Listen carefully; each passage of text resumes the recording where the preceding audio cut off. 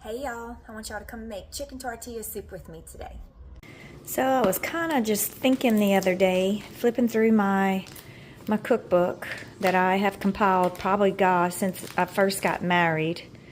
And I was thinking, what am I hungry for? What can I make? And so I got all the way back here. God, I got so many. All the way back to soups and salads. And I'm gonna make this today. And this is Superior Grill's Chicken Tortilla Soup.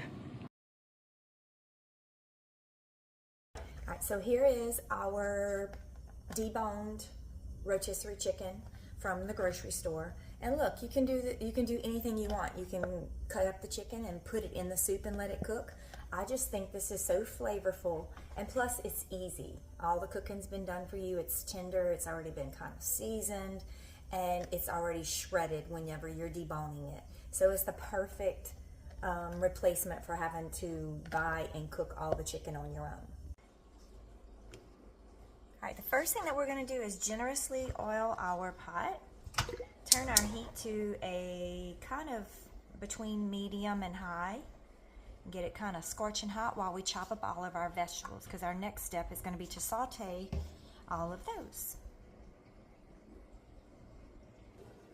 The first thing that we're going to start with is our celery.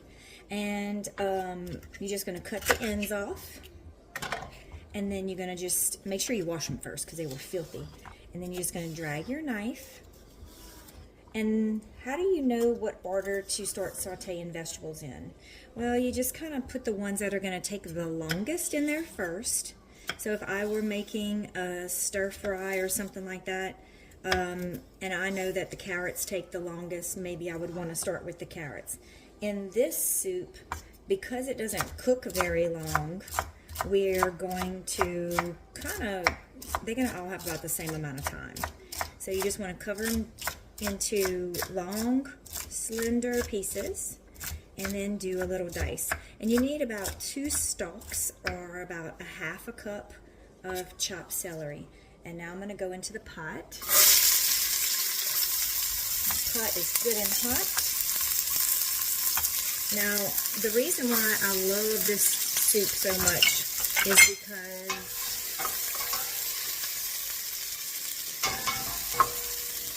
I'm the only one in the house that eats it. But many, many years ago, when we lived in Baton Rouge, we lived right around the corner from Superior Grill. And I can remember one winter I was sick, and I kept going over there probably about 3 days in a row, and to the little pickup counter. And I would always have ordered or called in an order for their chicken tortilla soup, because it was, so cold outside, I was sick, and I needed something comforting and that made me just feel better, that was, not heavy or whatever. Well, one of the days that I went in there, the man standing by the back door, by the counter for pickup, recognized me. I'd been in there a few times in a row, and he was like, well, you should just make this at home. And I was like, well, I really don't, know what all's in it spice-wise. And he said, well, I'll tell you everything that's in it. And so while I was waiting on my big container of soup, he told me everything that was in it. And I was like, well, heck, I'm going to go home and make this for myself from now on, right? And I have, ever since then. And that was probably about 15, 20 years ago that happened. Now, because I'm the only one in the house that eats it, I usually pack it in individual servings, and I bring it for my lunches at school because it's so healthy, and it's quick to heat up, and it's light, because when I am at school teaching all day, I can't eat a big old heavy lunch because I'm going to be useless the whole afternoon. And I need something that's also nutritious but has good energy in it.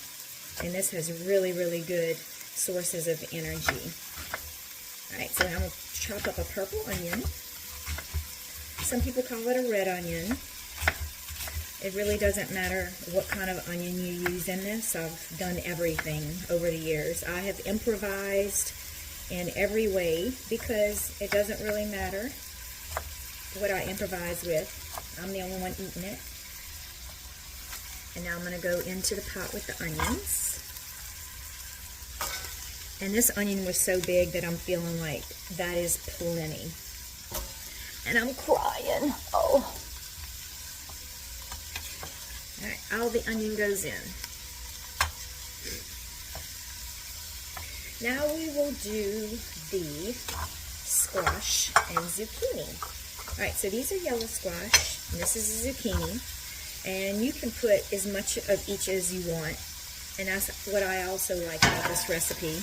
If you don't like zucchini as much, kind of like I don't really care for zucchini that much, but a little bit in here, I feel like I'm getting my green vegetable in, I'm getting something nutritious, but I don't really like the taste or the feel of the peeling in my mouth. So what I normally do is scrape off a little bit, make it straight, because I find the peeling is very waxy when I bite into it. And then that's how I chop it to put it in the soup. Alright, so take off both of your ends. We're going to cut this the same exact way that we cut our cucumber a minute ago. We're going to take it, cut it into long-wise strips. You can do this in little chunks. I like everything to be the kind of the same size, because when I put them in containers to make my lunches, it makes it where you don't have one container with nothing but one of the vegetables in it. Alright, so we're just going to rough dice it.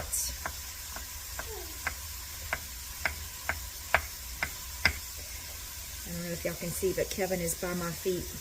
He hears me chopping, and as soon as I start chopping, he starts begging. Can y'all see Kevin down there? There he is.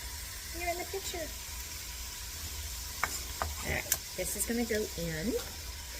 And then as you add in a new vegetable, you can give the pot a little stir, just so that they're all getting coated with the grease.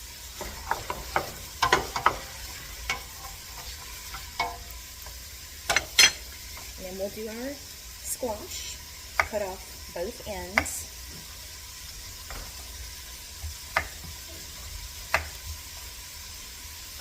And then we're going to cut them in half, lay them flat on the cutting board, cut them into long-wise strips, and then you can dice them kind of the same size dices that you did the zucchini.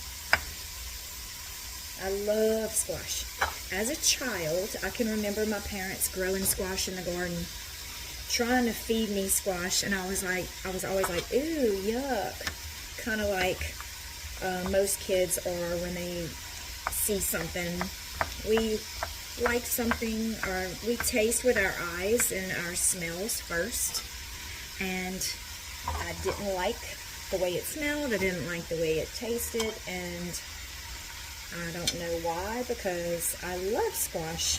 As an adult, been eating it for a really, really long time. And in this soup, you get all of the substance of all of these vegetables, but you don't get the one distinct flavor of any one in particular. And I think you can kind of sneak stuff past children if you mix them all together. Alright, so now we're going to go all in with the squash. And then I'm going to dice up the garlic and the jalapeno. And then we're going to saute all of these vegetables until they're a little bit softened. Now, I took these jalapenos out of my freezer, so, you know, they're a little bit squishy. But flavor-wise, they're going to have everything there. And I'm leaving all of the seeds in because I want them to actually spice up my soup. I mean, after all, it is a Mexican soup. So we're going all in. And I am going to do 2. Now this recipe also calls for green chilies. So I added the jalapenos in here just because I have so many in the freezer. You can leave them out if you don't think you want spiciness. But we're adding all kind of chicken broth, and it's okay if you put in a little bit of spice at that point. Cut the end of my garlic off. Kind of smash this so I can loosen up the tissue coating on it.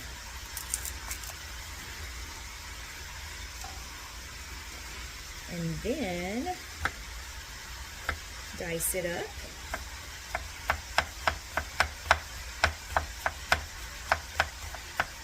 And I want this to be really, really little because I would normally roast a bunch of garlic. Me and Cameron will roast an entire bag of garlic, and then we'll put it in a jar and leave it in the refrigerator, and then we'll go and get a big old scoop of it to cook with. And that's like the most convenient way to do garlic because it lasts forever in your refrigerator when it's cooked like that. And look, you just take a whole bunch of garlic cloves out the bag, or you can clean your own, put them on a cookie sheet with some olive oil, and let them go until they are completely softened. Mash them up a little bit or not. You don't even have to mash them up. And then you throw them into a jar. Let them cool completely before you do that, and then stick them in the refrigerator.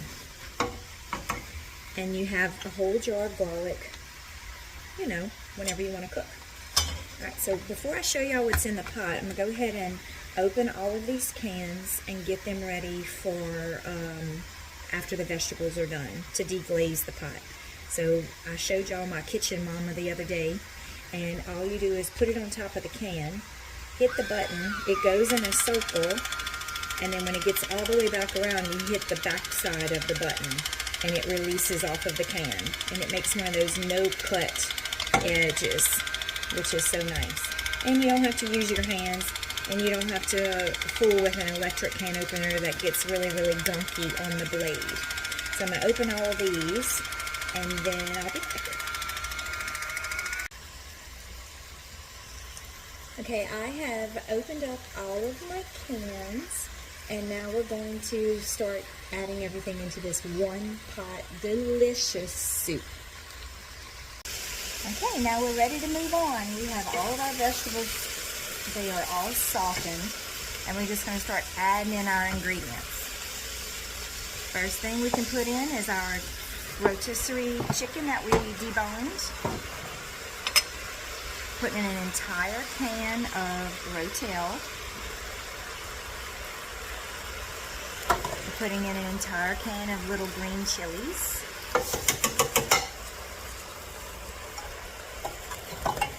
We're putting in a half of a large can of tomato sauce. So if you have a small can in your pantry, that's all you need. I had a large one, so I'm going to use it later for something else. And I want to introduce y'all to this. I don't know if y'all have ever seen this in the grocery store, but let me tell you, it's spicy and it is so hot you can't hardly even eat it. But I'm going to put a little splash of it in there so that I can start using it. Don't want it to go to waste in the refrigerator. I'm going to put an entire box of chicken bone broth. And that's what's also really good about this recipe. You can make as little or as much as you want. So if all you have is a couple of chicken breasts worth of chicken, all you have is, you know, a small amount of broth. You could even use water.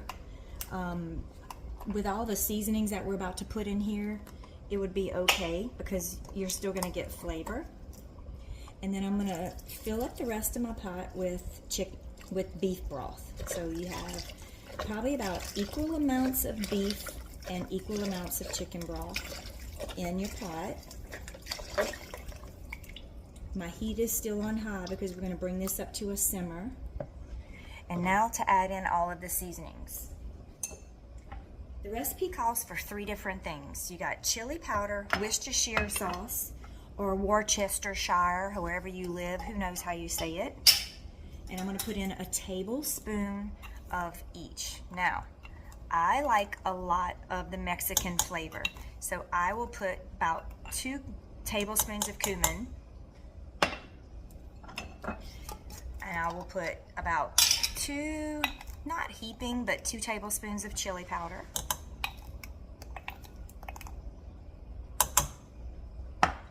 And then I will put 1 tablespoon of the Worcestershire sauce.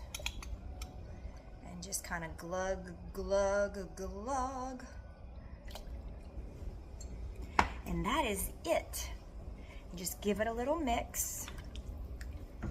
We're gonna bring it to a simmer, and as soon as it comes to a simmer, we'll set like a 20-minute timer, and then we'll let it simmer for about 20 minutes.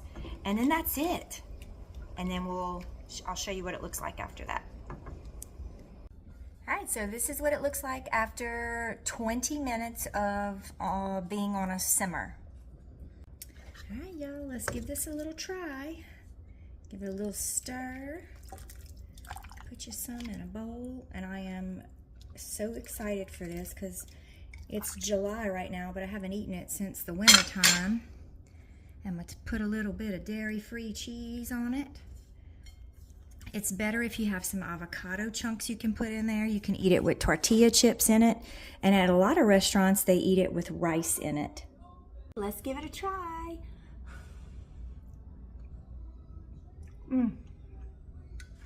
It's cheesy and spicy.